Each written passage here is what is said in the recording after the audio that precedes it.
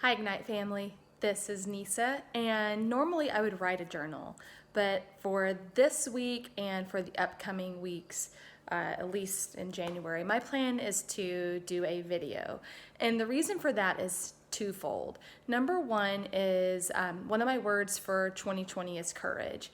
And when I get in front of a camera, I get super judgy about myself and I try to be perfect. So I'm trying to apply some courage to my fear of getting in front of a camera so that I can conquer that fear. And then the second reason is I'm just experimenting to see how you like this format. I love writing, so I really enjoy writing the weekly journal every week as a means to just create inspirational opportunities and words of encouragement and things that just give you some things to ponder on and percolate, ways to, thoughts and ideas on ways to improve our lives and our situations. However, for the sake of convenience and I'm thinking maybe it might be easier for you to hear versus read. You can drive your car and listen to this at the same time versus sitting on your computer at your or sitting at your computer or looking at your iPhone, which I know all of us do so often. So let me know what you think about this, and I appreciate your patience.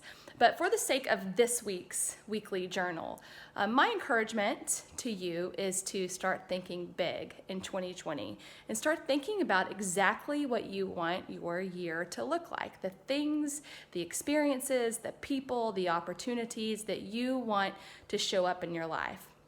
So 13 years ago when I started Ignite in Austin, I had about 15 members, and I started it in October, and then that following summer, we had a vision board party, and I had learned about this concept of a vision board from a friend of mine. It's when the movie The Secret came out, and so it was a new concept for me. I was a big goal setter and a big dreamer, and never had a problem dreaming, but had never created a vision board. Never thought about the idea of law of attraction or being super intentional about what you want your life to be about, creating a visual of what you want your life to be about and the people you want in your life and the things you want in it and the experiences you want to have. But I became very attracted to this idea. So I asked our members if they would join me in creating a vision board.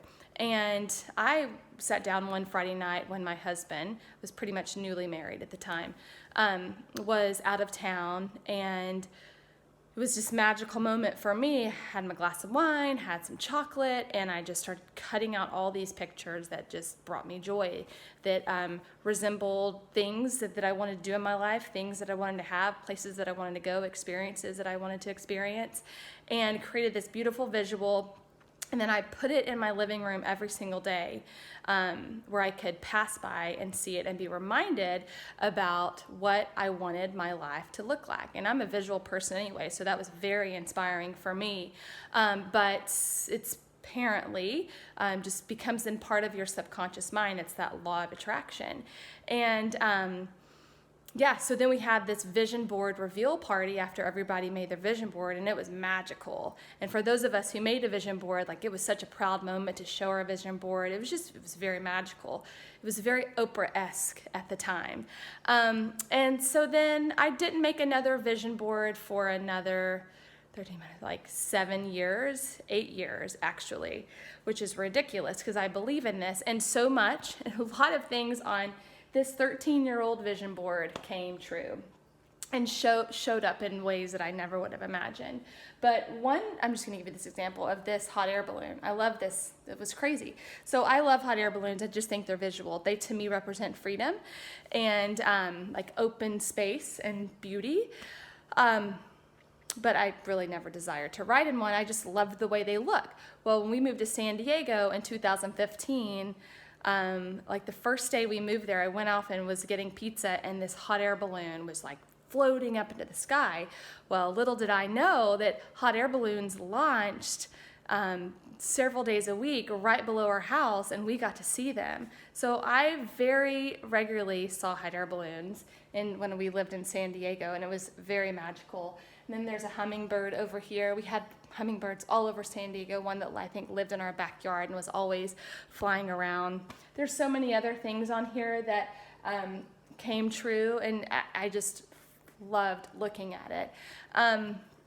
But anyway, knowing that I believe in this and this works, at our vision board release party, I vividly recall a few of my friends, and our members, I asking them, what did they want their life to be about, and they hadn't created a vision board, and the comment was, I just want my children to be happy. That's what I want my life to be about. And I had a hard time at the time understanding why they couldn't think bigger than that.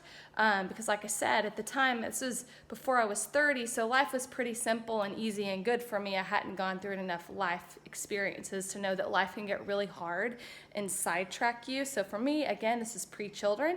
This was pre-job loss. This was pre-moves. And so I just really didn't understand why it was so hard to think big and visualize what you want out of your life and dream again. So anyway, fast forward 7 years later, I made another vision board. I made this one over here, and mostly words, not a ton of visuals, but mostly words, and other things similar to this have shown up.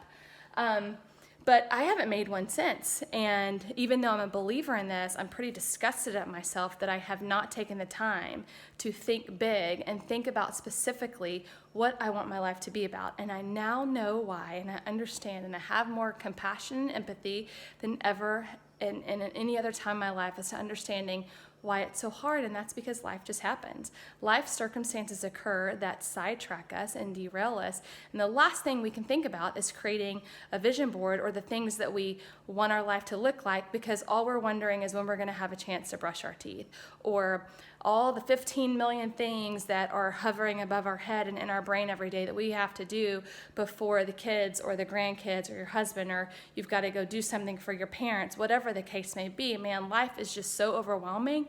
And so I understand now why it is so difficult to set aside the space. So, well, first of all, just to dream again, to think big and to visualize what you want, but then to sit down and cut out pictures that are pleasing to you and put those on a board. It's very indulgent. And you just have to have the time and the mental and emotional space to do that, and physical space. And a lot of times those don't always line up. So that is my encouragement to you. And in this process, the whole ask and you shall receive, I just think there's power in that. And my other word for 2020 is vision. So my vision, my mission statement for 2020 is to have the vision and then the courage to step into that vision. So with the vision, I am launching my own vision board process. I've got this whole slab of magazines over here. I've got all these pictures that I've already cut out, and now all I have to do is just put them on my board, which when I do, I will show you. But I just want to also show you something really amazing that happened to me yesterday. I was sitting in my office that is a wreck, just like the rest of my house right now. And I looked down and I saw this book, Ask and You Shall Receive. So I'm pretty sure this book has been in my office for since we moved here a year and a half ago, but I've never really paid attention to it. I have no idea who gave me this book. If you gave it to me, will you let me know? It was published in 2017, so I know it has not been out for long. I know no one has given it to me since I've lived in Tulsa. But I just find it really interesting that all of a sudden I've decided that I'm going to pursue my vision and have courage to pursue my vision in 2020, and then this book shows up in my office, or I just noticed it. Anyway, it's pretty powerful stuff, and the bottom line is if we'll just be intentional about how we want to live our life, what do we want our life what we want our life to look like, what we want our marriage to look like. This is also an amazing opportunity and exercise for your spouse. Russell's done a couple vision boards. We haven't done one together as a family, but my kids, I just got them a bunch of magazines so they can do it.